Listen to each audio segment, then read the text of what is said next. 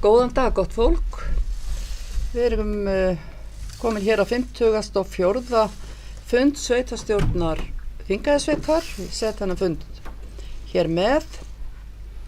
Einhverjar athugasemdir við fundaboð? Svo ekki. Góðan dag, gott fólk. Já. Við erum komin hér á 54. fund sveitarstjórnar Þingeyjarsveitar.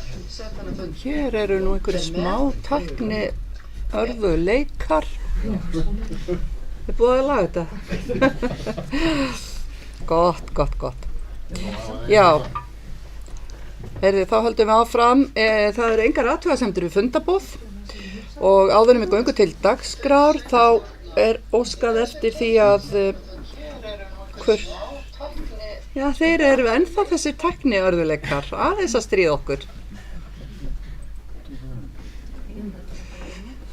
Skulum sjá hvort að þetta kemst ekki allt í lag. Þetta ekki bara komið? Þetta? Einhver inn á netinu þá? Þetta að rúlla þessum að verða að heyra. Já, áður en við göngum til dagskrár þá óskað eftir að setja hér 2 mál á dagskrá til viðbótar við útgefna dagskrá sem verða þá tekin fyrir með afbrigðum ef að samþykki fæst. Sem 5. lið verði tekið fyrir erindi Brettingsstaða kirkjugarð styrkbeiðni. Það sem 5. lið einhver sem að gefið merki vinsalegast þeir sem að samþykja. Og það samþykkt samhljóða. Og þá sem 8. lið verði tekið fyrir umsögnum tækifærisleyfi í ljósvetningabúð. Og þeir sem geta samþykkt það gefið merki, það samþykkt samhljóða líka. Og þá göngum við til dagskrár og á dagskrán í dag eru 23 dagskrárliðir og við byrjum eins og endranær á því að hlýða á skýrslu sveitarstjóra. Gerðu svo vel, Ragnheiður Jóna.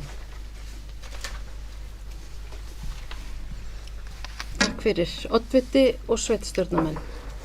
Íbúafjöldi hefur staðið í stað frá síðustu skýrslu sveitarstjóra og íbúar eru nú 1543. Ef litið er yfir íbúaþróun síðast árs þá fjölgaði íbúum í heildinum 66 einstaklinga eða 4%. Sveitarstjóri og sviðsstjórar heimsóttu sveitarfélagið Skagafjörð og Dalvíkurbyggð nú í mánuðinum og áttu afar gagnleg og upplýsenda fundi með stjórnendum þar. Svona heimsóknir mikilvægur liður í að efla tengsl, miðla upplýsingum og spegla sig við fólk sem að takast á við svipaðar eða sambærilegar áskoranir. Nú hafa starfsmenn skólaþjónustunnar færst undir fjölskyldusvið og fer sú þjónusta vel af stað. Starfsmennirnir eru 2 í 1,8 stöðugildum. Eru þeir með reglulega viðveru í öllum skólum Þingeyjarsveitar. Skólaþjónustan hefur meðal annars umsjón með farsæld barna og unglinga í Þingeyjarsveit og í góðum tengslum við félagsþjónustu Norðurþings og barnavernd á Akureyri. Ungmennaráð verður boðið til fyrsta formulega fundar í febrúar og hefur þeim boðist að taka þátt í verkefni sem Greta Bergrún Jóhannsdóttir leiðir sem heitir Byggðabragur verkfærakista unga fólksins. Nú verið að skipuleggja sameiginlega starfsdag grunnskólana í byrjun apríl og áfram unnið að innleiðingu á farsældarlögum. Í öllum skólum og leikskóladeildum eru tengiliði farsældar og hafa allir tekið fræðslu fyrir tengiliði frá barna- og fjölskyldustofu. Norðurþing sér málstjórn í þeim farsældarmálum sem komin eru á annað stig samkvæmt samningi þar og hefur það starf gengið vel. Mikið líf hjá félagsstarfi eldri borgara og góð þátttaka á öllum stöðum. Félagsstarfið í Mývatnssveit fer vel af stað eftir að starfsmaður fékkst nú í desember. 31 heimili njóta núna heimaþjónustu frá sveitarfélaginu og nokkrar umsóknir eru í vinnslu og fer heimilum heldur fjölgandi sem að nýta sér þessa þjónustu. Formaður umhverfisnefndar og sviðsstjóri umhverfis- og framkvæmdasviðs hafa lokið við útfæra tillögu meðhöndlun lífræns úrgangs sem var samþykkt í umhverfisnefnd og liggur fyrir sveitarstjórn hér í dag. Vinna við umferðaröryggisáætlun hófst með greiningavinnu og nú í dag haldinn fyrsti samráðsfundur fulltrúa ólíkra hópa sem taka þátt í vinnunni. Umhverfis- og framkvæmdasvið hefur vinnur nú að því að skipuleggja allt starf sviðsins fyrir árið 2025 og næstu dögum munu þeir fara að hafa samband við verktaka og kalla eftir tilboð í þau verk sem eru á áætlun. Það var auglýst eftir veiðifólki til að taka sér mink- og refaveiði í sveitafélaginu. 10 umsóknir bárust 7 svæði sem liggja hér fyrir sveitastjórn í dag.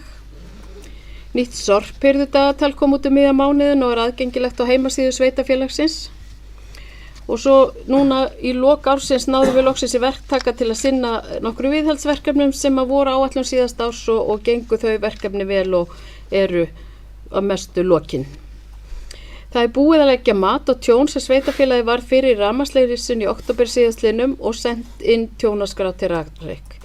Tjónið sem sveitafélagi var fyrir er 6,5 milljón.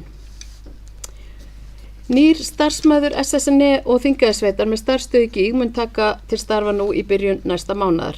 Mun hann hafa með höndum verkefni sem tengjast umhverfismálum hjá SSNE og ýmis atvinnuþróunarverkefnum sem snúa að Þingeyjarsveit. Einnig mun hann koma að sameiginlegu verkefni sveitafélagsins og Landsvirkjunar. Nú hefur mikil vinna verið vegna uppfærslu á bókhaldskerfinu hjá okkur og undirbúningurinn hófst í upphafi árs og uppfærslan sjálf fór fram síðustu helgi og verið er núna þess að sníða af ýmsan hnökra og starfsfólkið er að læra á nýtt umhverfi. Samhliða þessu tökum við upp nýtt stjórnendamælaborð sem auðveldar stjórnendum að hafa yfirsýn yfir rekstur síns málaflokks. Nokkur umfjöllun hefur verið í fjölmiðlum netárás sem Væs var fyrir í lok síðasta árs. Árásin hafði ekki áhrif á rekstur Væs en hópurinn komst yfir gögn sem hýst eru hjá þeim. Við höfum setið nokkra fundi vegna þessa og fyllt leiðbeiningu sem okkur voru gefnar, meðal annars var persónuvernd strax tilkynnt árásina. Á fjárhagsáætlun var samþykkt að veita starfsmönnum sveitafélagsins heilsustyrk. Þessi hefur verið tekið fagnandi og hafa starfsmenn sem ekki hafa haft aðgang að slíkum styrkjum hjá sínum stéttarfélögum þegar nýtt sér þennan möguleika. Það er að fara af stað vinna við innleiðingu á Teams-símakerfi hjá sveitafélaginu og þá verðum við komið með allt okkar kerfi undir Teams. Við höfum fengið samþykkta umsókn okkar inn á island.is og undirbúningi er innleiðing á stafrænu pósthólfi. Rafrænt aukaþing SSNE var í byrjun janúar og þar var samþykkt ný sóknar áætlun fyrir svæðið. Fyrsti þingmaður kjördæmisins mennta- og menningarráðherra ávarpaði samkomuna og sló þar jákvæðan tón. Ég og oddviti áttum góðan fund með húseigandafélaginu í Flatey og þar kom fram að miklar skemmdir hefðu orðið á bryggjunni í vetur og þörf væri á talsverðum viðgerðum á henni fyrir sumarið.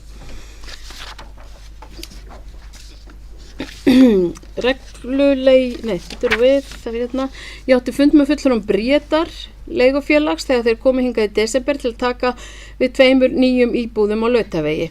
Við ræddum meðal annars áframhaldandi uppbyggingu í sveitafélaginu. Eins og komið hefur fram þá auglýsti Brák HSS eftir byggingaraðilum til aðila ættu niðurstöður að koma á næstu vikum og stefnir að því að byrja með vorinu. Á næstu dögum verður sett í loft húsnæðiskönnun þar sem aflað verður upplýsinga húsnæðisþörf í sveitafélaginu eftir greint niður á svæði. Niðurstöður könnunarinnar verða nýttar í tengslum við áframhaldandi uppbyggingu í sveitafélaginu. Ég og oddviti sátum fund með Yrki þar sem farið verið yfir öryggis- og skipulagsmál gagnvart eldsneytissölu í sveitafélaginu. Lögreglustjóri boðaði sveitarstjóra hér á svæðinu til samráðs- og kynningafundar vegna stöðunar í Bárðarbungu. Í samráði við almannavarnadeild ríkislögreglustjóra var virkjuð viðbragðsáætlun vegna eldgoss í Bárðarbungu eða norðan Vatnajökuls. Óvissustiginu hefur verið aflétt en náið er fylgst með framgangi mála. Veðurstofa Íslands hélt upplýsingafund þar sem kynntar voru nýjir útreikningar vegna mögulegra jökulhlaupa frá Bárðarbungu og verða viðbragðsáætlanir uppfærðar í samræmi við það. Ég átti góðan fund með fulltrúum Urðabrunns þar sem meðal annars var farið yfir starfið sem er framundan. Ég sett líka ársfund Brákar og liggur fundagerð ársfundarins fyrir sveitarstjórn hér í dag. Ég og formaður atvinnu- og nýsköpunarnefndar áttum góðan fund með fjallskilastjórun Þingeyjarsveitar þar sem meðal annars var farið yfir erindisbréf þeirra og fleiri málefni sem snerta þeirra starf. Reglulegi fundur okkar með fulltrúum Norðþings var á sínum stað og þar voru rædd ýmis sameiginleg mál Þar kom meðal annars fram að stefnt væri á samráðsfund vegna byggingu hjúkrunarheimili síðar í mánuðinum en komið í ljós að ekki hægt að fara svo kalla verkkönnunarleið heldur þarf að fara útboðsleiðina. Vinna við niðurlagningu héraðsnefndarinnar stendur yfir og fulltrúi okkar þar er Gerður oddviti. Til fundar til okkar við Gerður hittum hérna eigendur ferðaþjónustunnar Fosshóli sem fóru yfir framtíðaráform sín þar og áskoranir sem standa frammi fyrir við rekstur ferðaþjónustu við Goðafoss. Sambandið hélt kynningafund vegna stöðu kjaraviðræðna en fjölmiðlabann hefur verið frá því að friðarskylda var samþykkt en nú lýkur henni næstu mánaðamót og búið að boða til verkfalla í ákveðnum skólum og leikskólum. Þegar fjölmiðlabanni lýkur hyggst sambandið verða með vikulega upplýsingafundi ef þörf verður á, ef ekki næsta semmi fyrir þann tíma því að það er ánægilegt að nú allavega sitja þeir við samningaborðið. Ég og slökkvilistjóri við áttum fund með fulltrúum björgunarsveitarinn í Mývatnssveit mögulega samvinnu á uppbyggingu björgunarmiðstöðvar í Reykjahlíð.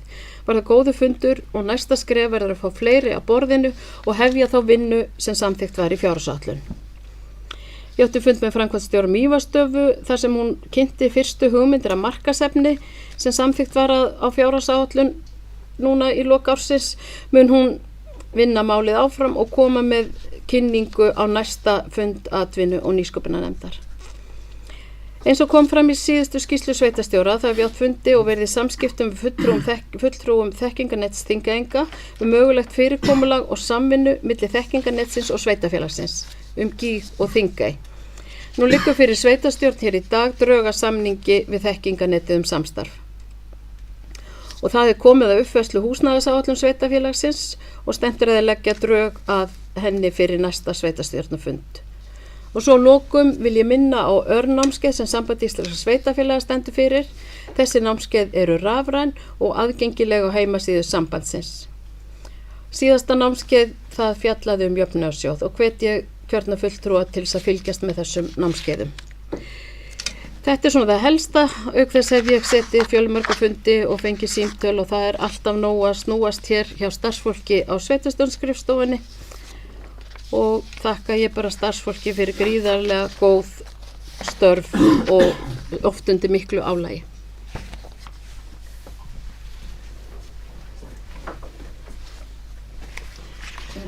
Já, við þakkum sveitarstjóra fyrir ítarlega yfirferð á verkefnum líðandi stundar. Það er ekkert lát á því.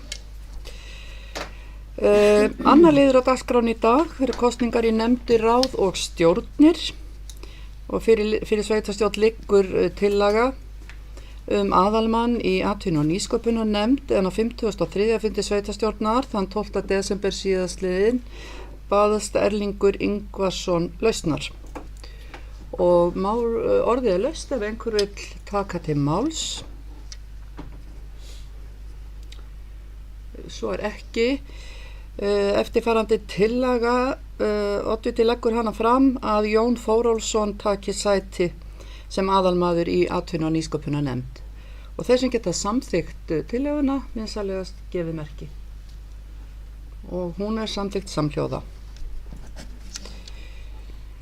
Þriðji dagskrárliður, það er þekkinganet Þingeyinga, samstarfssamningur við Þingeyjasveit og eins og fram kom í skýrslu sveitarstjóra þá hefur átt sér stað þetta samtal þarna á milli og fyrirliggur samningur, samstarfssamningur sem að sveitarstjórnar fulltrúar hafa haft til kynningar og orðið er laust ef að einhver vill taka til máls.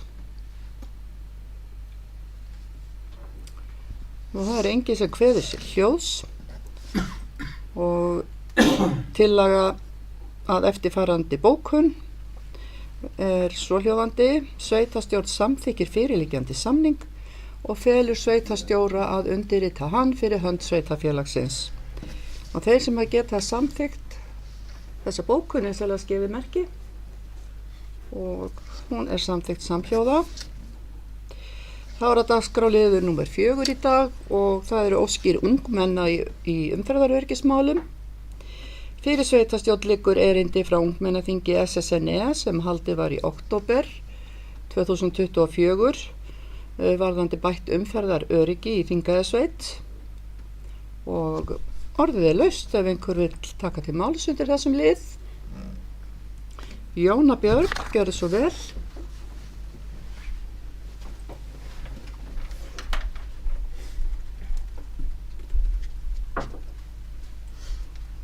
Já, takk Oddviti. Mér langaði bara til að koma hérna og þakka fyrir þessar greinagóðu ábendingar betri samgöngur og þessar tillögur eru mjög vandaðar. Bara í þessu samhengi þá langar mér líka bara að benda á að til dæmis á fundinum í dag þá fjöllum við aftur bætt umferð öryggi og hættuleg gatnamót og í loftinu er frétt inn á heimasíðu Þingeyjarsveitar þar sem íbúar eru hvattir til að senda inn ábendingar hættuleg gatnamót og staði í umhverju okkar og þetta verður allt notað í gerð umferðar öryggisáætlunar, þannig að ég vil bara nýta þetta tækifærið og hvetja fólk til þess að senda inn ábendingarnar af því að ég held að það sé af nógu að taka í okkur samgöngukerfi sem þarfnast sannarlega úrbóta.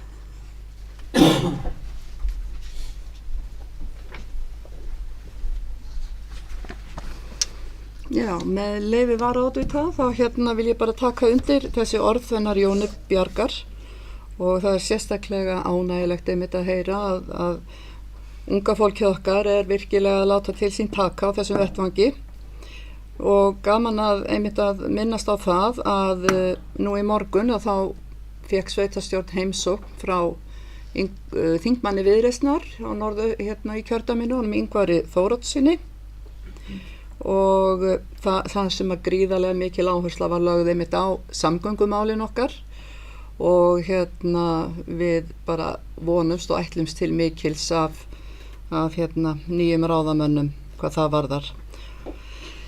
Eru fleiri sem vilja taka til máls? Svo er ekki. Eftirfarandi eru drög að bókun sem ég les hér upp. Sveitarstjórn þakkar greinagott erindi. Unnið er að umferðar öryggisáætlun fyrir Þingeyjarsveit og vísar sveitarstjórn erindinu til þeirrar vinnu. Í samráðshóp við gerð umferðar öryggisáætlunar situr meðal annars fulltrúi ungmennaráðs. Og þeir sem geta samþykkt þessa bókun vinsamlega gefið merki og hún er samþykkt samhljóða. Þá er það 5. dagskrárliður. Það er styrkbeiðni frá Brettingsstaða kirkjugarði. Fyrir sveitarstjórn liggur erindi frá Bjarti Aðalbjörnssyni þar sem óskað er eftir stuðningi við lagfæringar og girðingu í kringum Brettingsstaða kirkjugarð. Og orðið er laust ef einhver vill taka til máls. Knútur, gjörðu svo vel.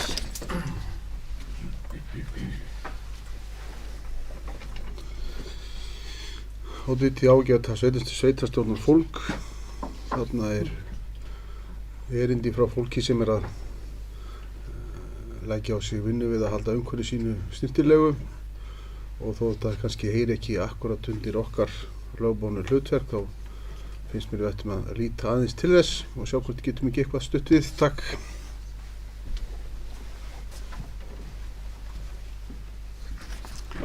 Fleiri sem vilja taka til máls? Þá er eftirfarandi drög að bókun svohljóðandi: sveitarstjórn tekur jákvætt í erindið og felur sviðsstjóra umhverfis og framkvæmdasviðs að ganga til viðræðna við bréfritara. Og þessi geta samþykkt vinsamlega gefið merki. Það er samþykkt samhljóða.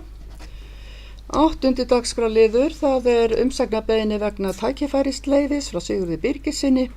Fyrir sveitarstjórn liggur beiðni umsögn frá sýslumanninum á Norðurlandi eystra vegna umsóknar Sigurðar Birgissonar fyrir hönd Þorrablóts ljósvetninga tækifærisleyfi vegna Þorrablóts sem haldið verður í ljósvetningabúð 15. febrúar næstkomandi. Orðið er laust. Það er enginn sem að kveður sér hljóðs. Tillaga að bókun er að sveitarstjórn geri ekki athugasemd við umbeðið leyfi og þeir sem að geta samþykkt það vinsamlegast gefið merki. Og það er samþykkt samhljóða. Það er yfir þarna 1.8 og 6 í 8. Svona er útgang 8, 7, sleppti ég 7. Já. Og 6. Og sex. Já. Það er nummer 6. Já, ok. Afsakið, það varð aðeins ruglingur hér á dagskrárliðum. Þetta var 8. liður sem vorum að ljúka og þannig að liði númer 6 og 7 voru víst eftir, þannig að við förum þá í lið dagskrárlið númer 6 sem er einnig umsagnarbeiðni vegna tækifærisleyfis og það er frá Birnu Davíðsdóttur. Fyrir sveitarstjórn liggur beiðni umsögn frá sýslumanninum á Norðurlandi eystra vegna umsóknar Birnu Davíðsdóttur tækifærisleyfi vegna þorrablóts sem haldið verður í Stórutjarnaskóla þann 1. febrúar næstkomandi og orðið er laust og það er enginn sem kveður sér hljóðs. Þannig að tillaga að bókunæri þá sveitarstjórn gerir ekki athugasemdir við umbeðið leyfi og þeir sem geta samþykkt það vinsamlegast gefið merki og það er samþykkt samhljóða. Og dagskrárliður 7, það er einnig umsagnarbeiðni vegna tækifærisleyfis og nú er það frá Ungmennafélaginu Eflingu.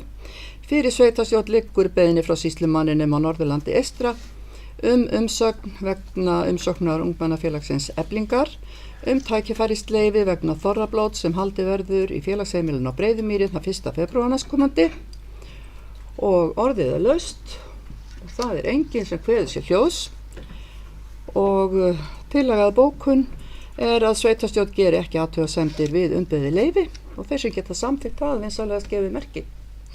Það er samþykkt samhljóða. Og þá erum við komin að 9. dagskrárlið sem er fundargerð 33. fundar byggðaráðs og ég ætla að fá að biðja formann byggðaráðs Jónu Björgu að leiða okkur í gegnum fundinn.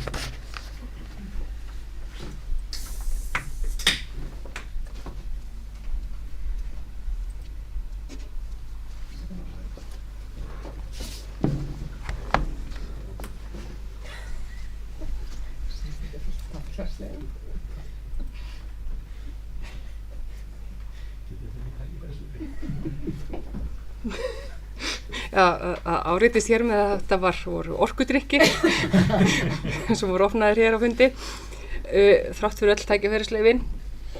Nú, ég ætla að fara hérna yfir 33. fundargerð byggðaráðs sem var fundur sem var haldinn þann 9. janúar síðastliðinn. Hún var í 12 liðum. Fyrst af öllu var erindi frá Pólarhestum vegna gistingar á Breiðumýri, það sem var óskað eftir því að sveitarstjórn myndi endurskoða ákvörðun breytingu á gjaldskrám í Breiðumýri og þar var sviðsstjóra fjármálastjórnsins falið að ræðu bréfritra. Þá var erindi frá Foreldrafélagi Barnaborgar og það sem var beiðni aðstöðu til þess að halda fjölskyldumorgna fyrir leikskólabörn í Ídölum og sem er bara mjög jákvætt að mati byggðaráðs að stuðla sér hreyfingu allra aldurshópa og er það í anda heilsueflandi samfélags og var það mat byggðaráðs að þetta fjalli undir svokallaða staka æfingatíma í gjaldskrá Ídala. Þá var lagt fram bréf til kynningar boð á rafrænt aukaþing SSNE sem haldið var og kom fram í skýrslu sveitarstjóra að ég held.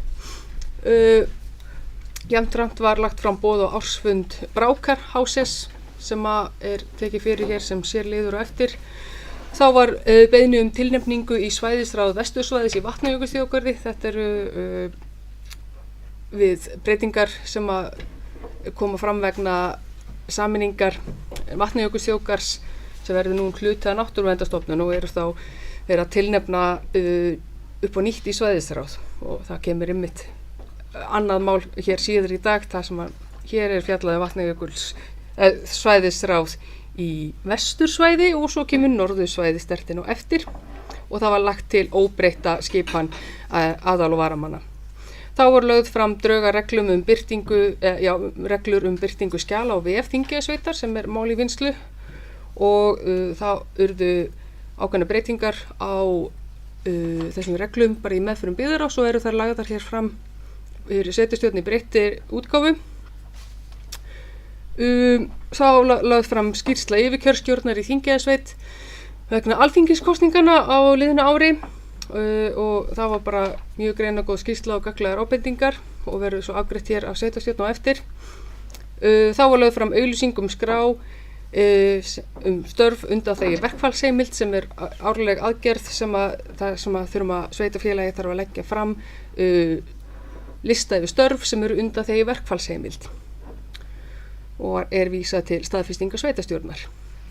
Þá var lagt fram bréf frá stjórn Mývetnings, ungmennafélagsins Mývetnings, þar sem óskað eftir aðkomu sveitarfélagsins vegna endurnýjunar á snjótróðara við skíðasvæði í Kröflu og biður á þakka sérstaklega fyrir erindið og elju ungmennafélagsins í að reka skíðasvæði við Kröflu og taldi biðaráð mikilvægt að svo yrði áfram og fól sveitarstjóra að vinna málið áfram. Nú eins og ég nefndi hérna áðan að það var lagt fram hér á biðaráðsfundi 9. janúar það var fyrir hönd slysavarnadeildarinnar Hringsins í Mývatnssveit þar sem var lýst yfir áhyggjum af umferðaröryggi á vegamótu við brúni við Laxá í Mývatnssveit vegna tíðra umferðarslysa og við fengum senda myndir sem voru ekki fallegar að sjá og biðaráð tók þarna undir áhyggjur slysavarnadeildarinnar en lýsti jafnframt áhyggjum af sambærilegum gatnamóti víðar í sveitarfélaginu sem eru fjölmörg og unnið að umferðaröryggisáætlun fyrir sveitarfélagið og hvatti biðaráð jafnframt Vegagerðarinnar til þess að bæta umferðaröryggi í sveitarfélaginu. Það alveg hægt að byrja strax þrátt frá umferðaröryggisáætlun sveitarfélagsins sé ekki tilbúin. Og þá lá jafnframt fyrir umsagnarbeiðni tækifærisleyfi vegna þorrablóts sem var tekið til afgreiðslu í biðaráði og staðfest á sveitarstjórnin tölvupósti. Þá yfirferð yfir þessa fundargerð lokið. Ef ég skil rétt. Já. Já, við þakkum Jóni Björgu fyrir greinagóða yfirferð af fundargerð biðaráðs. Á þessum fundi voru 4 dagskrárliðir afgreiddir sem að þarfnast staðfestingu sveitarstjórnar og það í fyrsta lagi dagskrárliður númer 5, beiðni tilnefningar í svæðisráð Vestursvæðis Vatnajökuls þjóðgarðs þar sem að biðaráð lagði til sömu skipan og áður var. Það var Þorlákur Páll Jónsson sem aðalmaður og Anna Bragadóttir sem varamaður og þeir sem að geta staðfest þessa afgreiðslu biðaráðs vinsamlega skeiði merki og hún samþykkt samhljóða. Og síðan var það 7. dagskrárliður og það voru reglur birtingu skjala á vef Þingeyjarsveitar og þeir sem að geta samþykkt staðfest sem sagt afgreiðslu biðaráðs sem að samþykti reglurnar eftir breytingu og jafnframt falið sviðsstjóra fjármála og stjórnsýslusviðs að birta þar á heimasíðu sveitarfélagsins vinsamlega skefið merki og það samþykkt samhljóða. Dagskrárliður númer 7, það var skýrsla yfirkjörstjórnar vegna alþingiskosninga og sem að eins og framkom hjá Jóni Björgu að biðaráð þakkaði fyrir bæði vel unnin störf og góðar ábendingar og eftirfarandi drög að bókun sveitarstjórnar. Sveitarstjórn þakkar yfir kjörstjórn og undir kjörstjórnum fyrir vel unnin störf við framkvæmd kosninga í Þingeyjarsveit. Sveitarstjórn leggur til að sviðsstjóra fjármála og stjórnsýslusviðs verði falið að taka saman kosti og galla við annars vegar eina kjördeild í sveitarfélaginu og hins vegar 2 og leggja fyrir sveitarstjórn. Og þeir sem geta samþykkt þessa bókun vinsamlega gefið merki. Og hún samþykkt samhljóða. Síðan það síðasti liðurinn á dagskrá biðaráðs sem var númer 12 og það var umsagnarbeiðni vegna tækifærisleyfis og þeir sem að geta samþykkt að sveitarstjórn geri ekki athugasemd beðið leyfi sem áður hafði verið samþykkt af sveitarstjórnarfulltrúum í tölvupósti vinsamlegast gefið merki til endanlegra staðfestingu. Takk. Það samþykkt samhljóða. Og þá komið að 10. dagskrárlið fundarins í dag og það 34. fundur biðaráðs og ég ætla að biðja hana Jóni Björgu að fara yfir þann fund líka eins og þann fyrir.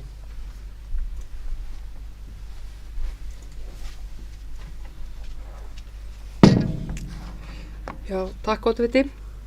Nú var komin fundur númer 34 sem haldinn var þann 23. janúar síðastliðinn og á fundinum voru 7 mál og fyrst af öllu þá voru kynnt fyrir byggðaráði af sviðsstjóra stjórnsýslu og fjármálasviðs innleiðingar á kerfum í stjórnsýslu sveitarfélagsins og byggðaráði fagnaði því að stór skref séu framundan í stafrænni vegferð sveitarfélagsins.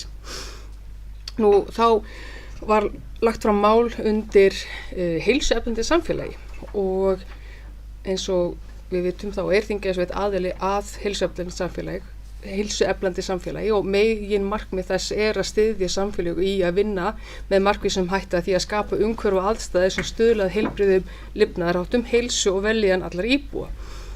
Í slíku samfélagi heilsu og líðan íbúa í fyrirrúmi, stefnumótun og aðgerðum á öllum sviðum. Og með innleiðingu heilsueflandi samfélags vinna sveitarfélög einnig að innleiðingu heimsmarkmiða Sameinuðu þjóðanna. Og byggðaráð leggur það til við sveitarstjórn að auglýst verði því eftir verkefnum til samstarfs við sveitarfélagið í samræmi við markmið heilsueflandi samfélags. Og þetta þá bara hugsa til þess að fá verkefni svona úr grasrótinni sem til samstarfs við sveitarfélagið í ýmsum myndum. Þá var lagt fram erindi frá Önnu Dagbjörtu Andrésdóttur þar sem var óskað eftir stuðningi vegna afnota á Skjólbrekku í 5-8 skipti vegna verkefni sem hún kallar Maður manns gaman en byggðaráð lagði til að fresta afgreiðslu málsins og vinna það kannski meira í samræmi við verkefni sem ég fjallaði hér á ofan að auglýsa eftir verkefni til samstarfs undir merkjum heilsueflandi samfélags. Nú eins og ég gat áðan þá barst önnur beiðni tilnefningu í svæðisráð Vatnajökulsþjóðgarðs, nú var það norður og aftur lagði byggðaráð það til við sveitarstjórn að skipan yrði óbreytt og nú verður fulltrúar myndu sitja þar áfram en þeir eru 2 aðalmenn og svo 2 varamenn. Þá var lagt fram bréf frá húseigendafélags Flateyinga þar sem var óskað eftir stuðningi við að bæta aðgengi í eyjuna í ljósi skemmda sem urðu í óveðri þar í vetur og byggðaráð lagði það til við sveitarstjórn að húseigendafélaginu yrði veittur styrkur sem við verðum þá fjallað hér á eftir. Nú í 7. lið fundarins var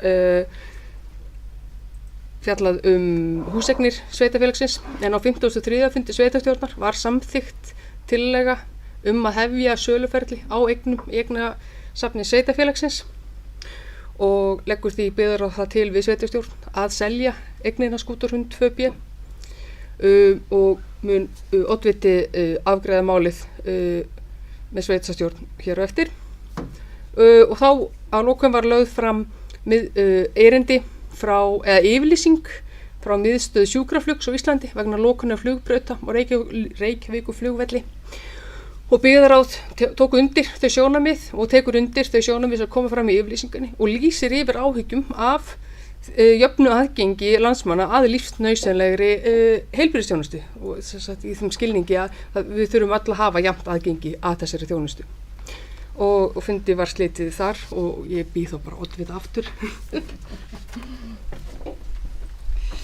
Já, takk fyrir þetta Jóna Björg og á þessum 34. fundi byggðaráðs voru nokkri liðir sem að þarfnast staðfestingar eða afgreiðslu sveitarstjórnar og það eru dagskrárliðir 2, 4, 5, 6 og 7 og ef við byrjum á lið nummer 2 sem var það heilsueflandi samfélag að þar lagt til að sem sagt, eða í upphafi þá ætla ég að gefa orðið laust ef einhver tjá sig þennan dagskrárlið það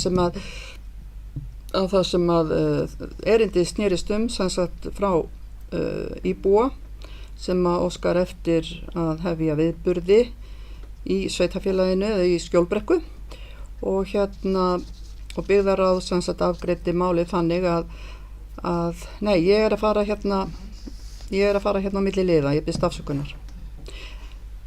afsökunar en það sem sagt þannig varðandi heilsueflandi samfélaga þá leggur byggðaráð til að auglýst verði að sveitarstjórn sem sagt samþykki tillögu byggðaráðs að auglýst verði eftir verkefnum til samstarfs við sveitarfélagið í samræmi við markmið heilsueflandi samfélags og felur sviðsstjóra fjölskyldusviðs að auglýsa eftir verkefnum og jafnframt felur sveitarstjórn íþrótta- og æskulýðs- og tómstundanefnd að yfirfara innkomna tillögur og leggja tillögur til afgreiðslu fyrir sveitarstjórn. Og nú er orðið laust ef einhver vil tjá sig þetta mál. Svo er ekki, en þeir sem geta þá samþykkt þessa tillögu sveitarstjórnar eins og hún var hér lesin upp, vinsamlegast gefið merki. Og hún er samþykkt samhljóða. Síðan er það dagskrárliður 4 og það var beiðni tilnefningar í svæðisráð norðursvæðis þar sem að byggðarráð leggur til óbreytta skipan og sem að aðalmenn verði Gerður Sigfríðsdóttir og Árni Pétur Hilmarsson og sem varamenn Anna Guðný Baldursdóttir og Jóna Björg Hlöðversdóttir. Og þeir sem geta samþykkt, eða réttar sagt, vill einhver taka til máls undir þessum lið. Svo er ekki, en þeir sem geta samþykkt þessa afgreiðslu byggðarráðs vinsamlegast gefið merki. Og hún er samþykkt samhljóða. Og þá er það 5. dagskrárliður sem er beiðni styrk vegna aðgengis í Flatey. Þar sem að tillaga byggðarráðs gengur út á það að óska eftir því að sveitarstjórn samþykki samsagt þá tillögu að styrkja félag húseigenda í Flatey 500.000 krónur sem fjármagnaðar verður af handbæri fé og færður á lið 05 890 91 80. Orðið er laust. Og það er enginn sem kveður sig hljóðs. En þeir sem geta samþykkt þessa tillögu frá byggðarráði vinsamlegast gefið merki og hún er samþykkt samhljóða. 7. liður var verðmat á húseignum og eins og Jóna Björg kom inn á að þá var tekin ákvörðun á sveitarstjórnarfundi í desember að hefja sölu á ákveðnum eignum úr eignasafni sveitarfélagsins. Borist hefur tilboð frá Antoni Frey Birgissyni í Skútarhund 2B og leggur byggðarráð til að sveitarstjórn samþykki það tilboð og feli sveitarstjóra að undirrita skjöl þess efnis. Einnig leggur byggðarráð til að sveitarstjórn feli sveitarstjóra að setja húseignina Birkihraun 6 í söluferli og orðið er laust ef einhver vill taka til máls undir þessum lið. Það er enginn sem kveður sig hljóðs, þannig að þeir sem að geta samþykkt þessa tillögu byggðarráðs annars vegar að ganga að tilboði Antons og í öðru og í hinu tilfellinu að fela sveitarstjóra að undirrita skjöl og að setja Birkihraun 6 í söluferli. Þeir sem geta samþykkt vinsamlegast gefið merki.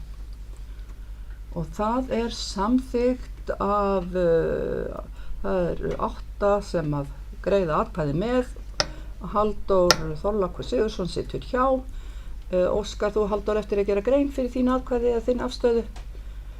Nei, nema ég hefði viljað sjá þetta í 2 liðum, þessa tillögu. Viltu gera grein fyrir því með að koma upp eða? Nei, því þetta er 2 tillögur. Það er ekki óskað eftir því að gera grein fyrir því.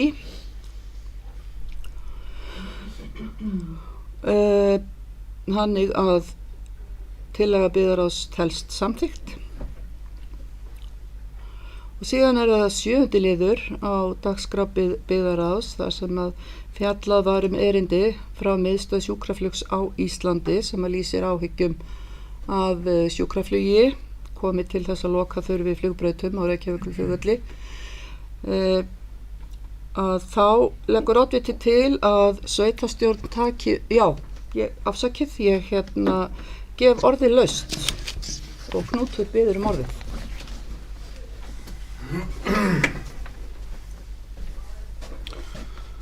Oddviti sveitarstjórnar fólk aðeins að koma inn á þetta af því að við erum ekki farin að birta gögn ennþá með með fundargerðum bara aðeins að leyfi ykkur að heyra fyrstu greinagerðina að lesa úr þessum texta með leyfi oddvita. Þann 10. janúar síðastliðinn var tilkynnt verulegar takmarkanir á flugumferðum Reykjavíkurflugvöll. Sú takmörkun fólgin í lokun 2 flugbrauta í myrkri vegna áhrifa trjágróðurs á aðflugs- og brottflugsfleti umræddra flugbrauta. Tilvitnun lýkur. Ekki allt í lagi? Fáðu hjartaáfall bara í björtu og það eins og þessi oft haldið fram og tré eru vaxandi vandamál en þau koma nú oftast aftur. Takk fyrir. Takk fyrir þetta, Knútur. Eru fleiri sem vilja taka til máls undir þessum lið? Ef svo ekki, leggur oddviti til að sveitarstjórn taki undir bókun byggðarráðs og sem var á þá leið að byggðarráð tekur undir sjónarmið sem framkoma í yfirlýsingunni og lýsir yfir áhyggjum að jöfnu aðgengi landsmanna að lífsnauðsynlegri heilbrigðisþjónustu þar sem lagt til að sveitarstjórn taki undir og geri þessi orð að sínum og þeir sem geta samþykkt það vinsamlega skefið merki og það samþykkt samhljóða. Og þá það 11. dagskrárliður hjá okkur í dag og það fundargerð 22. fundar umhverfisnefndar og ég ætla að biðja hann Árna Pétur, formann nefndarinnar, að gera grein fyrir fundargerðinni.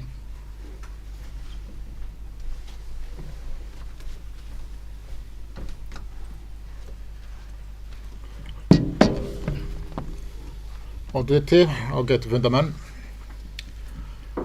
Nú á dagskrá umhverfisnefndar voru 3 liðir og fyrsti liður á dagskrá að það var valkostagreining á meðhöndlun lífúrgangs í Þingeyjarsveit og sem sagt tillaga útfærslu á sorphirðunni.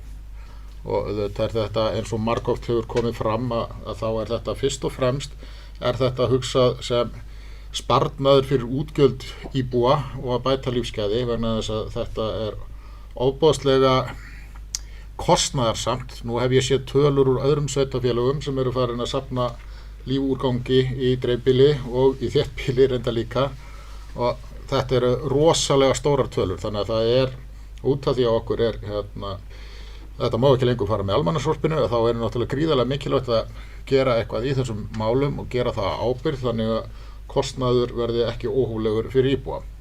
Þannig að umhverfisnefnd leggur til að það verði farið í útboð á sorphirðu í sveitarfélaginu og í útboðslýsingunni komi fram að við minnkum tíðni ferða og það verði ekki sóttur lífrænn úrgangur frá heimilum. Það verði boðið upp á stærri ílát eða fleiri ílát fyrir pappa og plast þannig að menn geti safnað lengur heima á sér sem skiptir náttúrulega ekki máli út af því að það ekki lykt af þessu tvennu.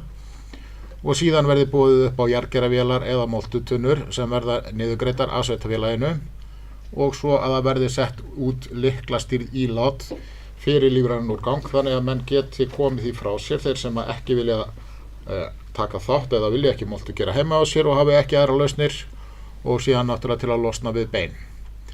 Og síðan á útbúið verði fræðsluefni fyrir íbúa sveitarfélagsins sem að þarf náttúrulega verða mjög vandað og vel gert þannig að menn átti sig nákvæmlega á því hvað á að fara, hvert hvað á að fara og hvaða leiðir í boði fyrir fólk.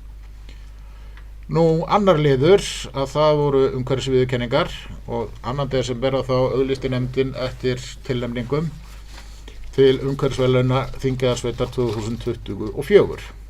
Og okkur bárust 9 tillögur og þær voru allar býsna góðar og það var úr vöndu að ráða en niðurstaða nefndarinnar var það að Kvíaból í Kaldakinn myndi hljóta umhverfisverðlaunin þetta árið og nefndin gerði í raun og veru tilnefninguna bara að sínum orðum og í henni kemur fram Kvíaból í Kaldakinn að þess mati sem að sendir þetta eitt af snyrtilegustu bæjarstæðum í sveitarfélaginu, allt slegið og snyrtilegt og snyrt reglulega, gengið vel allt á hlaði, ekkert rust eða neitt því lykt.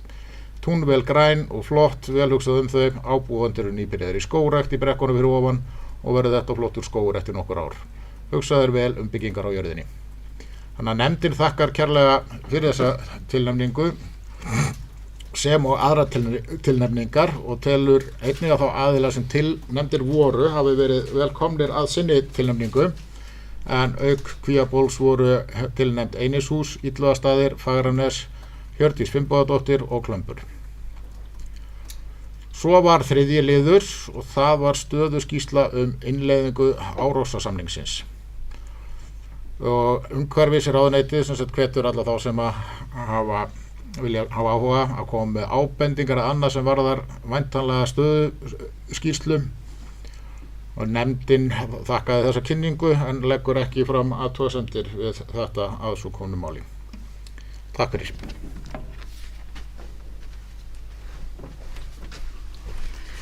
Já, við þökkum Árna Pétri fyrir þessa yfirferð og það eru 2 liðir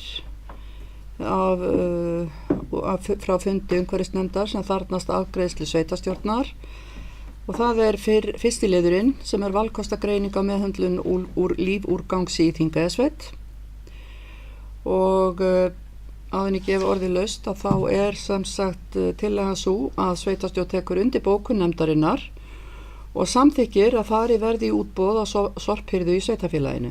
Í útboðslýsingu komi meðal annars fram fjöldi ferða sem verði fækkað frá því sem nú er og boðið verður upp á stærri eða fleiri ílát fyrir heimili.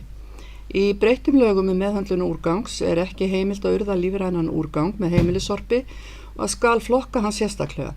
Þingeyjarsveit mun ekki sækja lífræna úrgang á hvert heimili vegna mikils kostnaðar, heldur verður boðið upp á jarðgerðarvélar og eða moltutunnur sem sveitarfélagið mun niðurgreiða alltaf helming. Einnig verða sett upp lyklastýrð ílát fyrir lífrænan úrgang á völdum stöðum í sveitarfélaginu. Með þessari útfærslu telur sveitarstjórn að kostnaður með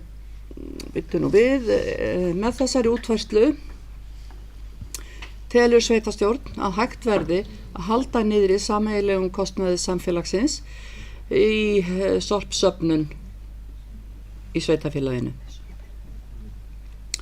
Sveitarstjórn leggur áherslu á að breyting á sorphirðu í sveitarfélaginu verði vel kynnt fyrir íbúum, meðal annars með aðgengilegu fræðsluefni á heimasíðu sveitarfélagsins með bæklingum og veggspjöldum, og sveitarstjórn felur sviðsstjóra umhverfis- og framkvæmdasviðs að hefja undirbúning við útboð á sorphirðu í sveitarfélaginu.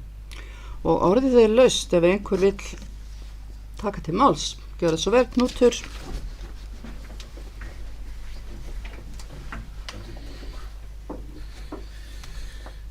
Oddviti, ágæta sveitarstjórn og fólk, þarna eins og kemur fram í bókuninni kostnaður samfélagsins. Þetta er okkar allra að sitja uppi með og það er okkar sveitarfélagsins aftur að útfæra þetta.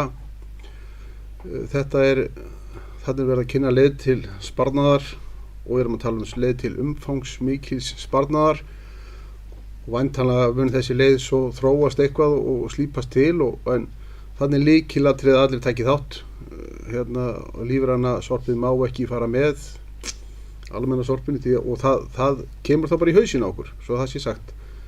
Við þurfum að vanda okkur við hvernig við látum frá okkur sorpið til þess að lágmarka kostnað, og bara hvet fólk eindregið til að taka þessu svolítið opnum örmum og benda þá á að finna leiðir, og eins þegar verið að framkvæma útboðið þá hvetið til þess að það verði svona svigrúm í því til aðlögunar sem ég reikna svo sem alveg með að verði. Gangi ykkur bara vel, takk. Já, eru fleiri sem að vilja taka til máls?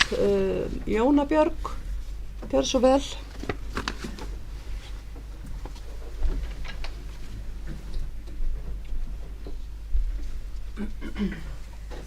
Já, takk Oddviti. Ég vil þetta bara byrja á því að fagna því að nú sé hafinn undirbúningur að útboði vegna sorpmála.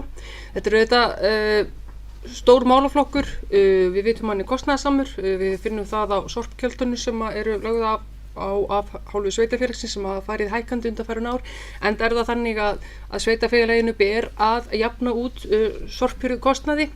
Við megum ekki skila þessum málaflokki með halla, við þurfum að rukka íbúa það sem þetta kostar. Löggjöf síðustu ára sem sett í þessum sorpmálum og þessu breytingar sem að leggja aukna byrðar á sveitarfélagi í því krafti að okkur er ekki heimilt að hafa almennt sorp og lífrænt sorp í sama dalli lengur.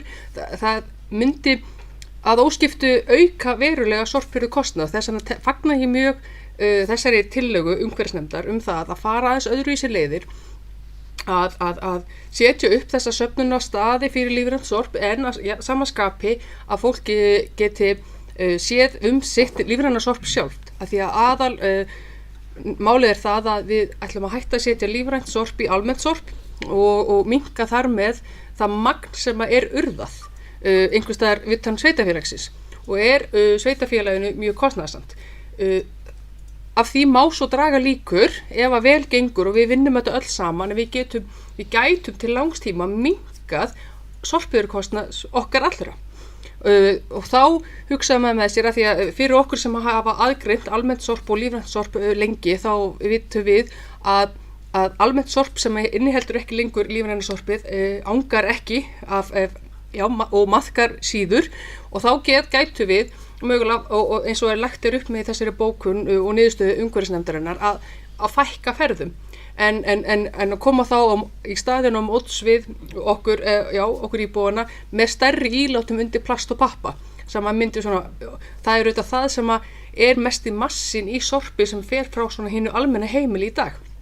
Þannig að ég bara vonast til að þetta gangi vel og við vinnum þetta öll bara saman.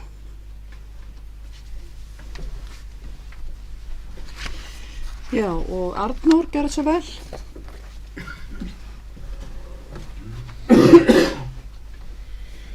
Já, oddviti, Jóna fór nú svona og Gunnur fór nokkuð yfir það sem ég vildi segja, en það samt rétt að ítreka að þegar við erum að tala sparnað í þessum málaflokki, þá erum við að tala sparnað sem að snýr beint að íbúan. Þetta ekki, við erum ekki að ræða skatt hér, eða þjónustugjöld, við erum einfaldlega að ræða það með hvaða hætti við dreifum sorphirðukostnaði á íbúan og þeir sjálfir standa hérna skil á honum. Þannig að það okkar allra hagur að allir taki þátt í þessu átaki. Það sparar okkur beint. Þetta snýst ekki sveitasjóð, aldrei þessu vand, heldur bara buddu, kuss og eins.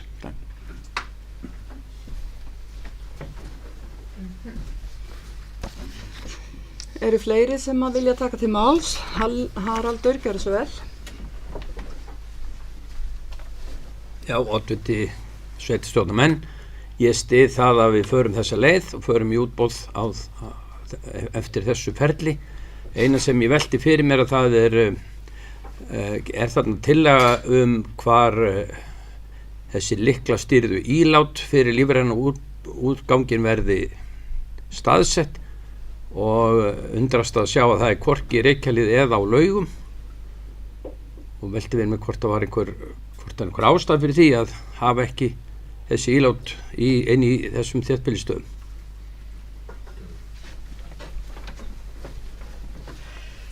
Já, ég ætla að biðja Árna Pétur að koma og svara fyrir þetta en eins og kannski framkom ég las áðan tillögu að bókun sveitarstjórnar og þar einmitt kom fram að það væri ekki tilgreindir ákveðnir staðir, heldur valdir staðir. En þú kannski svarar betur fyrir þetta, Árni Pétur. Já, oddviti og geta sveitarstjórnarfólk. Ég þakka Haraldi bara fyrir þessa ábendingu.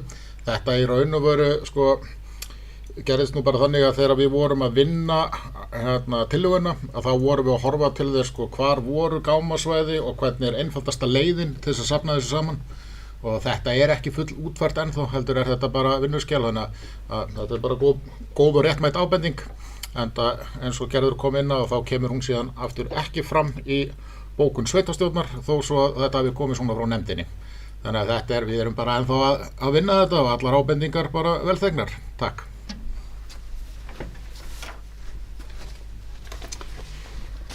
Já, þá eru fleiri sem vilja taka til máls. Vilja það ég lesi upp aftur drög að bókun sveitarstjórnar. Ég tel að þetta hafi komið skýrt fram þar að þar kemur fram einnig verða sett upp lyklastýrð ílát fyrir lífrænan úrgang á völdum stöðum í sveitarfélaginu. Vegna þess eins og Árni Pétur segir að þetta ennþá í vinnslu og eftir að útfæra hvar þessi ílát verði. En þeir sem geta tekið undir eða samþykkt þessa bókun vinsamlega gefið merki. Og hún er samþykkt samhljóða. Seinni liðurinn á dagskrá umhverfisnefndar sem að þarfnast staðfestingar sveitarstjórnar, það eru umhverfisviðurkenningarnar 2024 og þar er lagt til að sveitarstjórn taki undir og staðfesti bókun umhverfisnefndar og óski íbúum og Kvíabóli til hamingju með verðskuldaða útnefningu, viðurkenningu. Og þeir sem geta samþykkt það vinsamlega gefið merki. Það er samþykkt samhljóða. Þá erum við komin að 12. lið, það er atvinnu- og nýsköpunarnefnd, fundargerð frá 17. fundi. Nú er engin nefndamaður hér. Jú, Arnór, má biðja þig að fara yfir fundargerðina.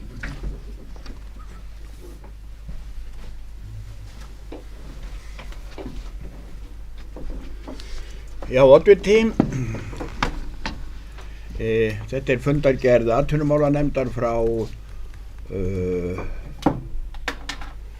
8. janúar síðastliðinn. Hún er í 3 liðum og liður 2 þarfnast afgreiðslu sveitarstjórnar. Fyrst kom fyrsti liður, það er flugklassinn stöðuskýrsla.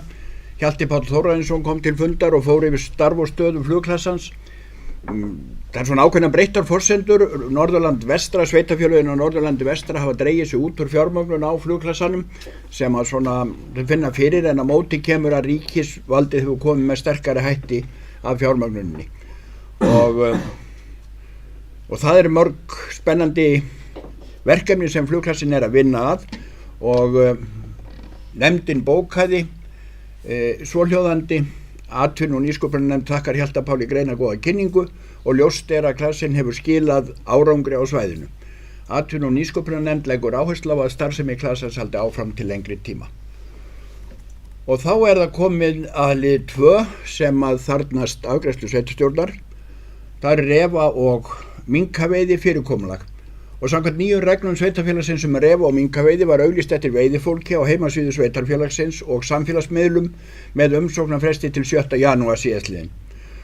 Auglýst voru 7 svæði og bárust 10 umsóknir 6 svæði. Það barst engin umsókn svæði 4. Nú, ég held að sé ekki ástæða til þess að ég lesi hér upp allar umsóknirnar, en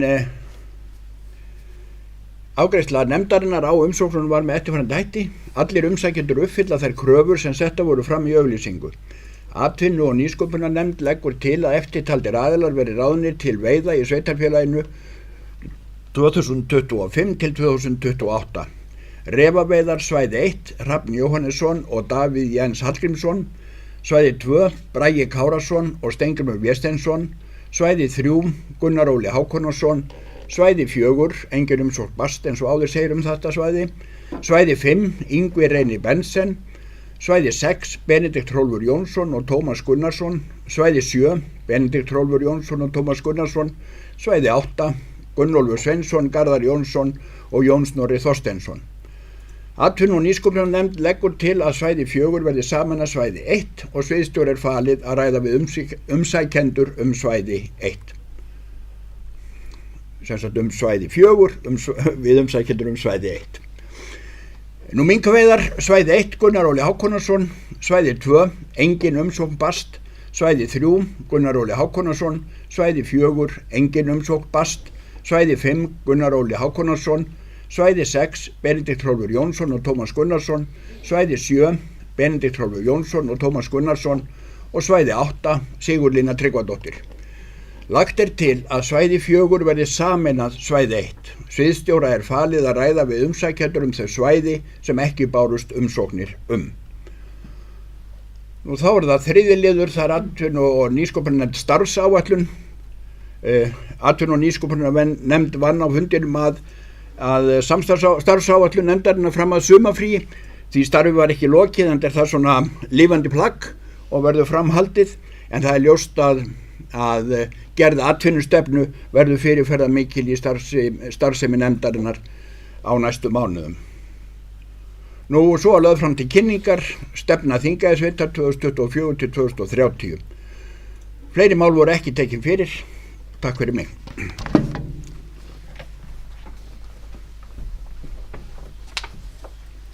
Já, við þökkum Arnóri fyrir yfirferðina og það var þarna eitt liður sem farnast afgreiðslu sveitarstjórnar, það er refa og minkaveiði fyrirkomulag.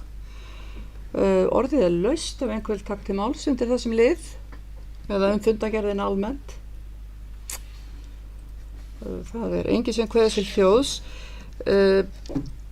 Lagt er til að sveitarstjórn staðfesti afgreiðslu atvinnu- og nýsköpunarnefndar varðandi fyrirkomulag refa og minkaveiði og felur sviðsstjóra umhverfis- og framkvæmdasviðs að koma með tillögu varðandi þau svæði sem ekki var sótt og að ganga frá samningum við refa og minkaveiðimenn í samræmi við tillögu nefndarinnar. Og þessi geta samþykkt þá bókun eins og að gefa merkjum og það er samþykkt samhljóða. Þá erum við komin að skipulagsnefnd, það er fundagerð 32. fundar og þá ætla ég að biðja Knút, formann nefndarinnar, að fara yfir þá fundagerð með okkur.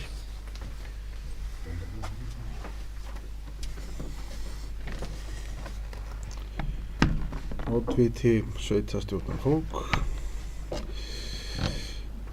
Þetta er 32. fundur skipulagsnefndar frá 15. janúar síðastliðinn. Fundargerð í 15 liðum og fjöldamargir sem þarnast afgreiðslu sveitarstjórnar. Ég eftirlæt oddvita að fara yfir það og eftir ég ætla að hlaupa yfir fundargerðina. Fyrsti liður voru niðurdælingarhólur í Kröflu umsókn framkvæmdarleyfi í takt við breytingu á skipulagi Kröfluvirkjunar sem tók gildi núna 16. janúar. Bókurinn var það sem skipulagsnefnd samþykkir útgáfu framkvæmdarleyfis vegna tveggja niðurdælingarhólna við förgun þéttivatns frá Kröflustöð. Framkvæmdin er í samræmi við breytingu á deiliskipulagi Kröfluvirkjunar sem auglýst var í B-deild stjórnartíðita 16. janúar 2025. Áréttað er mikilvægi vöktunar grunnvatnslottsins Krafla-Bjarnarflag og að fyrir liggi aðgerðaráætlun viðbrögð sýni vöktun neikvæð áhrif á grunnvatn. Skipulagsnefnd leggur til við sveitarstjórn að skipulagsfulltrúa verði falið að gefa út framkvæmdarleyfi samkvæmt reglugerð framkvæmdarleyfi nr. 772 frá 2012 og 13. til 16. grein skipulagslaga nr. 123 frá 2010. Næsta mál er Arnstapabyggð 11 þar sem sótt er umsókn byggingarleyfi fyrir sumarhúsi. Það sem vikið er frá frá gildandi deiliskipulagi hvað varðar stefnu á mæni og vegghæð af stafni og það sem skipulagsnefnd samþykkir að veita undanþágur á bókunin svo er hljóðað þannig að skipulagsnefnd samþykkir að veita undanþágur frá gildandi skilmálum gildandi deiliskipulags þar sem svo óverulegt frávikar að ræða að hagsmunir nágranna skerðist í engu hvað varðar landnotkun, útsýn í skuggavarp eða innsýn og felur byggingarfulltrúa að gefa út byggingarleyfi þegar fullnægjandi gögn hafa borist.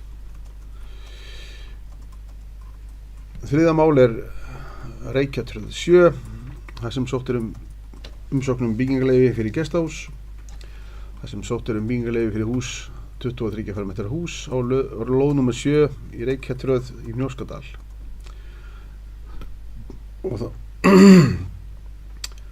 þar eru skilmálar mænistak og hámarksvegghæð og mænisstefna skuli vera sem næst norður suður og aðstöðuhús má vera með mænisstefnu þvert á hana. Erindi var grenndarkynnt frá 11. desember og engar athugasemdir bárust. Skipulagsnefnd bókar svo að hún samþykkir að veita undanþágu frá skilmálum gildandi deiliskipulags Reykja þar sem svo óverulegt frávik er að ræða að hagsmunir nágranna skerðist í engu hvað varðar landnotkun, útsýn í skuggavarp eða einsýn og felur byggingarfulltrúa að gefa út byggingarleyfi þegar fullnægjandi gögn hafa borist. Mál nr. 4 er búvellir, umsókn byggingarleyfi fyrir fjós. Það sem sótt er byggingarleyfi fyrir nýju fjósi að stærð 488 fermetrar á búvellum í Aðaldal, tengt núverandi útihúsum. Gert er ráð fyrir að byggingin rúmi 54 kýr auk mjólkurhús og aðstöðu. Í gildandi aðskipulagi er svæðið landbúnaðarland en ekki til deiliskipulag fyrir svæðið. Skipulagsnefnd bókar svo að hún samþykir að grenndarkynna áformin og óska eftir umsögn Minjastofnunar Íslands og Heilbrigðiseftirlits Norðurlands eystra og Náttúruverndarstofnun.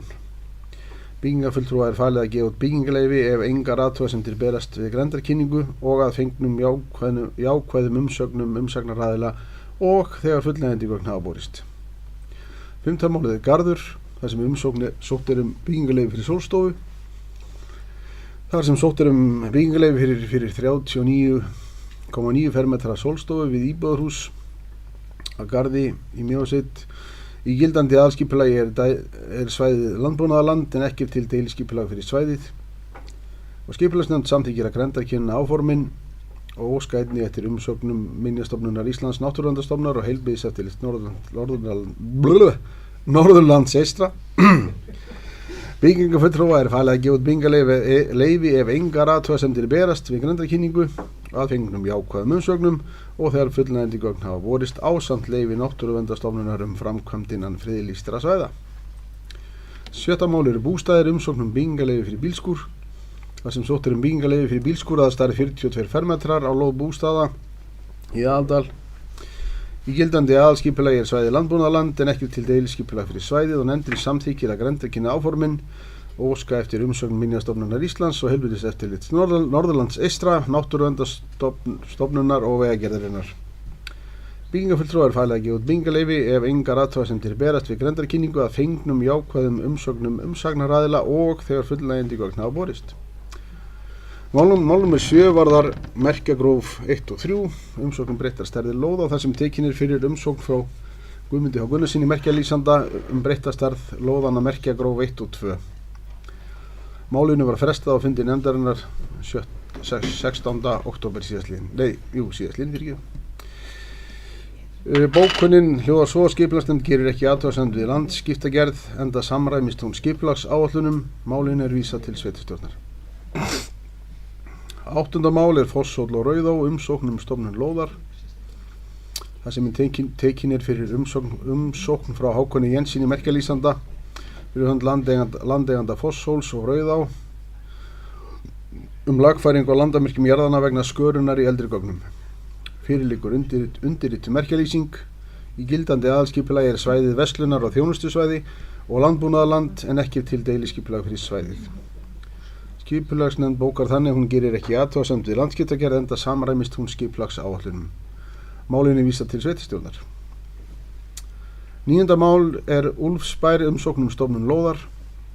Það sem tekin er fyrir umsókn stofnun lóðar og innan hennar er íbúðarhús og ræktað land. Ekki eru áform breytta landnotkun og fyrir liggur undirrituð merkjalýsing.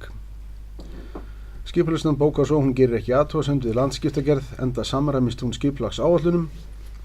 Nefndin telur að stofnun lóðarinnar hafi ekki áhrif á búrekstrar skilyrði jarðarinnar samkvæmt 6. grein jarðalaga nr. 81 frá 2004 og vísar málinu til sveitarstjórnar.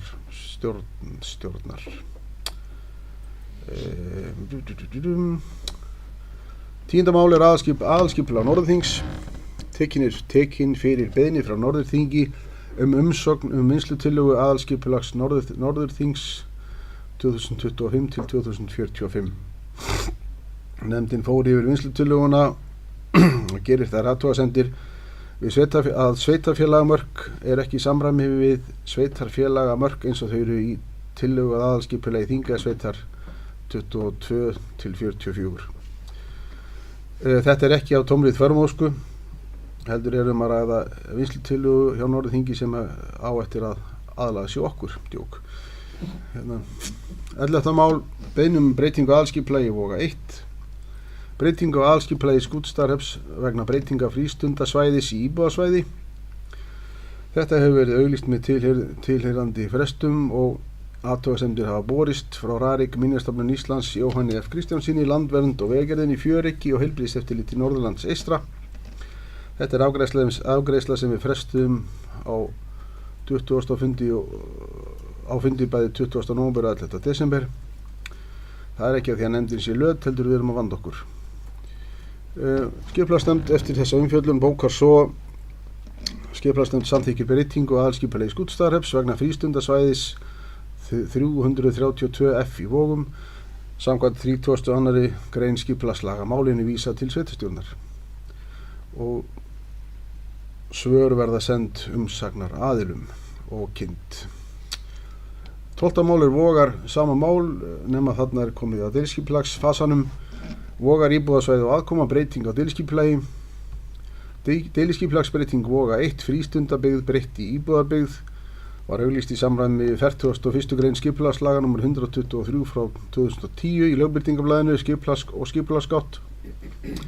Mál nr. 830 frá 2024 á heimasíðu sveitarfélagsins og í hlaupastelpinu frá 7. október með athugasemdar fresti til 18. nóvember 2024. Umsagnir og athugasemdir bárust frá Rarik Minjastofnun Íslands, Jóhanni F. Kristjánsinni, Náttúruverndarnefnd Þingeyinga, Landvernd, Náttúrufræðistofnun, Umhverfisstofnun, Vegagerðinni, Fjöryggi, Heilbrigðiseftirliti Norðurlands eystra, Slökkvilið Þingeyjarsveitar og Landi og skógi. Skipulagsnefnd frestaði afgreiðslu málsins á fundi 20. nóvember og 11. desember 2024. Skipulagsnefnd hefur unnið svör við þessum athugasemdum og þau verða send umsagnar aðilum og kynnt. Bókun skipulagsnefndar hljómar svo: skipulagsnefnd leggur til við sveitarstjórn að hún samþykki tillögu að deiliskipulagsbreytingu Voga 1 samkvæmt 3. málsgrein 41. grein skipulagslaga nr. 123 frá 2010 með þeim breytingum sem koma fram í svörum við athugasemdum. 13. mál Aldeyjarfoss deiliskipulag.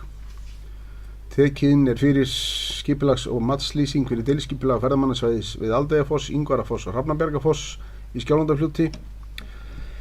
Í deiliskipulaginu verður sett fram áætlun uppbyggingu áfangastaða fyrir ferðamenn, mörkuð heimild til framkvæmda við gerð gönguleiða, endurhönnunar bílastæða, salernis aðstöðu, útsýnispalla og öryggis aðgerða með bættu aðgengi.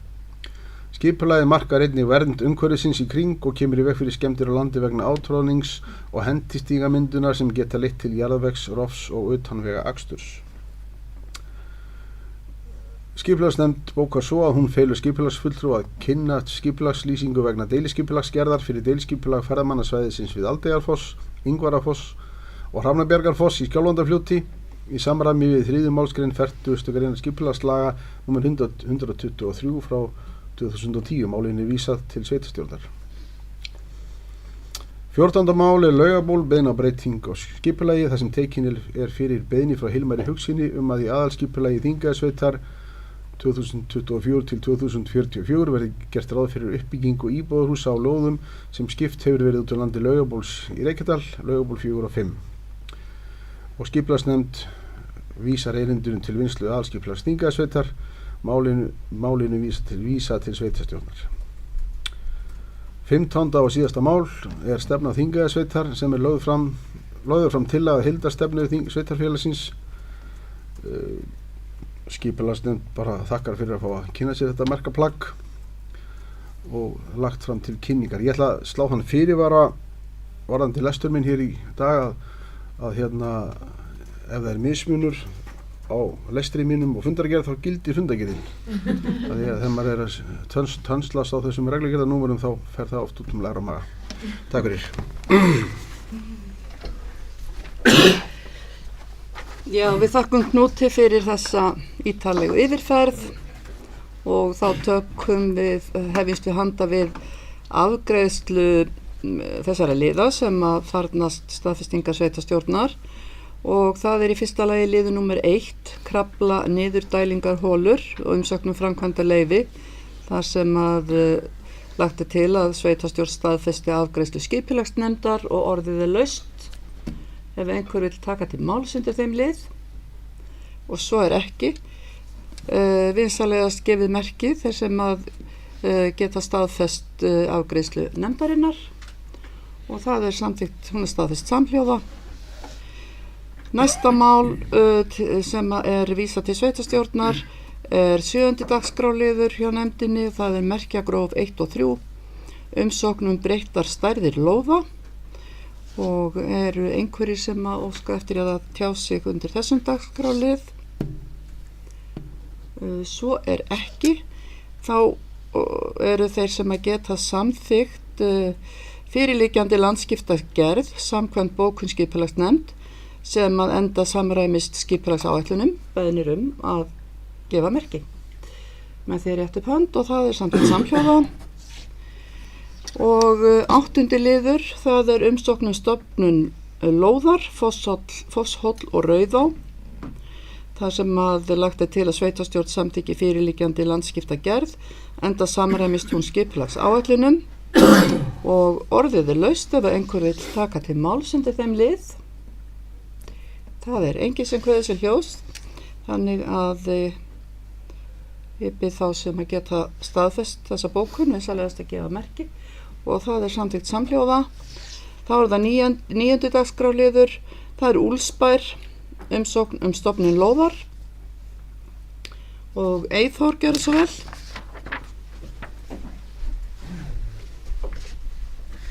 Oddviti, sveitarstjórnar fólk. Ég vil vekja athygli á mögulegu vanhæfi mínu til að afgreiða þetta mál.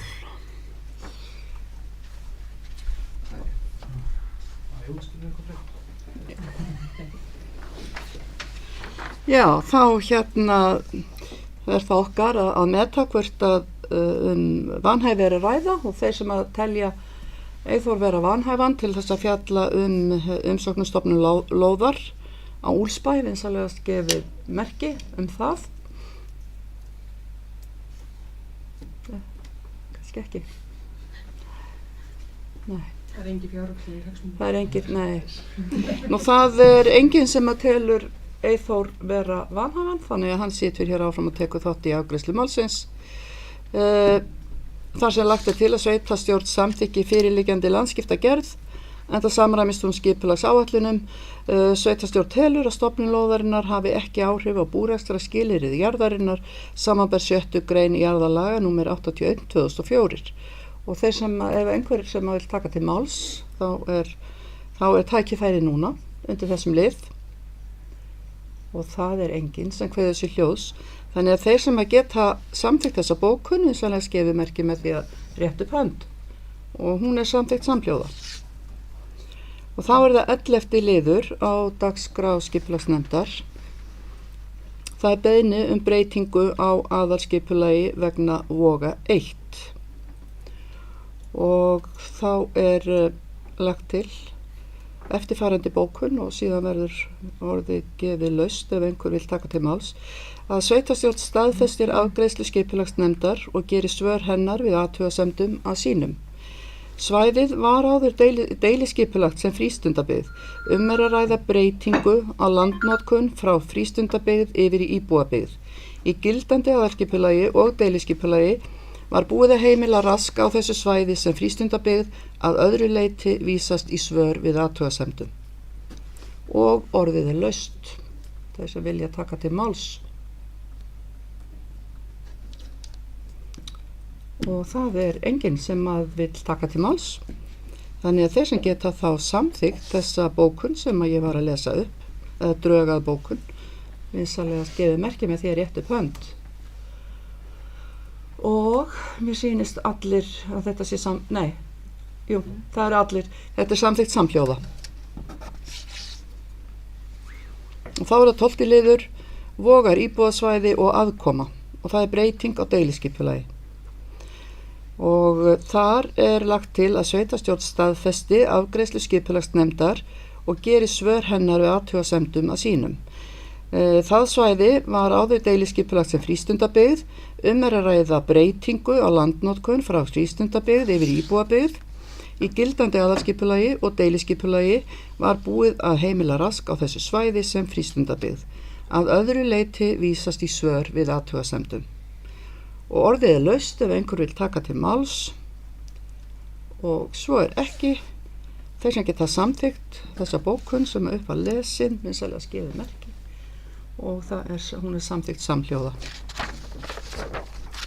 Og þá er það síðasti liður á dagskrá skipulagsnefndar sem að þarfnast afgreiðslu sveitarstjórnar og það er deiliskipulag við Aldeyjarfoss. Orðið er laust ef einhver vil taka til máls en lagt til að sveitarstjórn staðfesti afgreiðslu skipulagsnefndar. Það er enginn sem kveður sér hljóðs, þannig að þeir sem geta staðfest afgreiðslu skipulagsnefndar vinsamlegast gefið merki það með því rétt upp hönd og það er samþykkt samhljóða. þá höfum við lokið yfirferð. ekki Nei, það er ekki fleiri. Nei. Það er komið og hérna þá höfum við lokið yfirferð fundargerðar nefnda sveitarfélagsins, en það eru þá nokkur, já. 14. mál er vísað til sveitarstjóra. Já, en það er vegna þess að því eru vísað inn í aðalskipulag og sveitarstjórn afgreiðir aðalskipulag tekur það sér. Heyrðu, 14. liður á dagskráin í dag, það fyrir sveitarstjórn liggur fundargerð af kynningafundi vegagerðarinnar fyrir Norður- og Austurland vegna endurskoðunar leiðakerfis landsbyggðar vagna.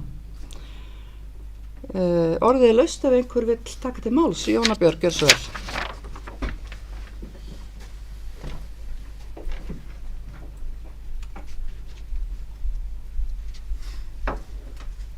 Já, oddviti, ég veit að bara fagna því að það sé verið að endurskoða og hérna endurmeta þessar almenningssamgöngur hérna á svæðinu. Mér langar bara til þess að þetta tækifæri og jafnvel bara kastaði framkvæmt þessi ástæðu til þess að bóka það að við sem sveitarfélag leggjum áherslu á það að það séu öflugar almenningssamgöngur hér í þessu sveitarfélagi og sérstaklega gagnvart framhaldsskólanum og Laugum sem er eini framhaldsskóla landsins sem er ekki tengdur almenningssamgöngum. Og þetta er náttúrulega kannski ekki alveg boðlegar aðstæður sem fólki er boðið upp og til dæmis með strætó á einastöðum þar sem er engin aðstæða fyrir fólk og hvernig á þá að vera raunhæft að nota almenningssamgöngur í þessu tilliti. Þannig að ég hef bara viljað kalla eftir því að þessu sjónarmiði áfram haldi á framfæri.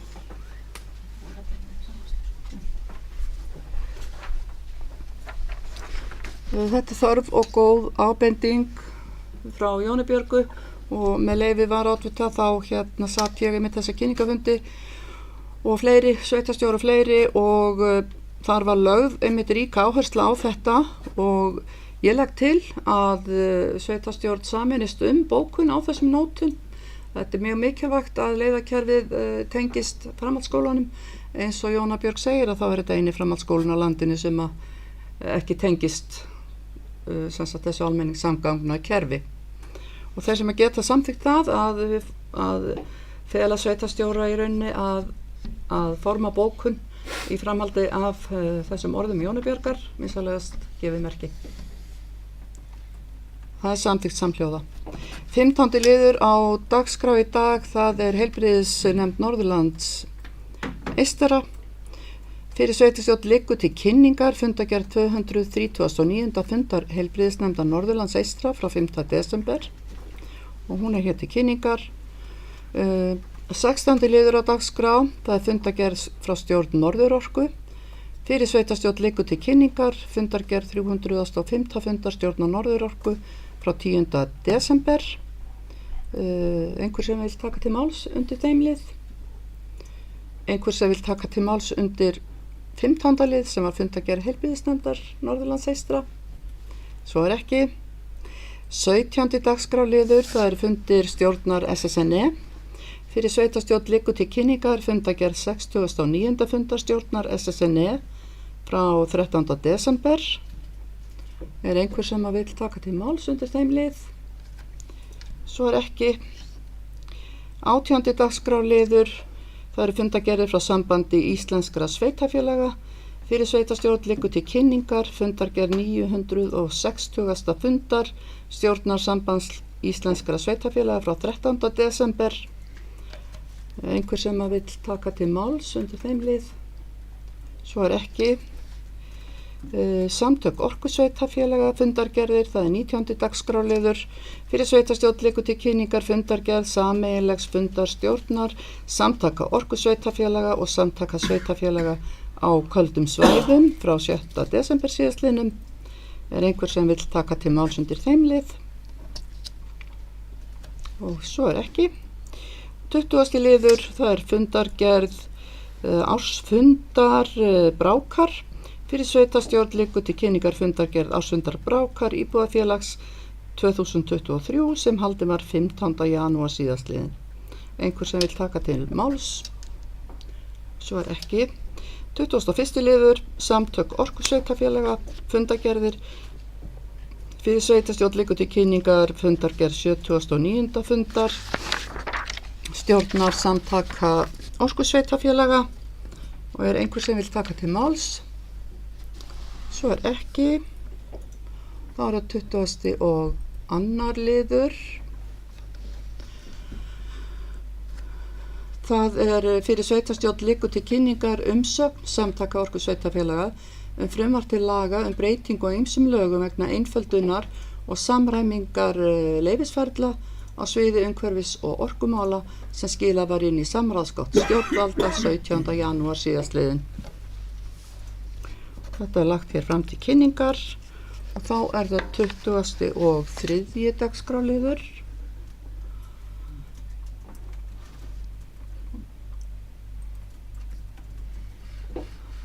Það er fyrir sveitarstjórn liggur til kynningar, þetta var verið að klára, og þetta var 22, við vorum búið með þennan, og 20, þá er það 24. Sem er bara ekki á dagskrá í dag. Þetta var sem sagt síðast í dagskrárliðurinn.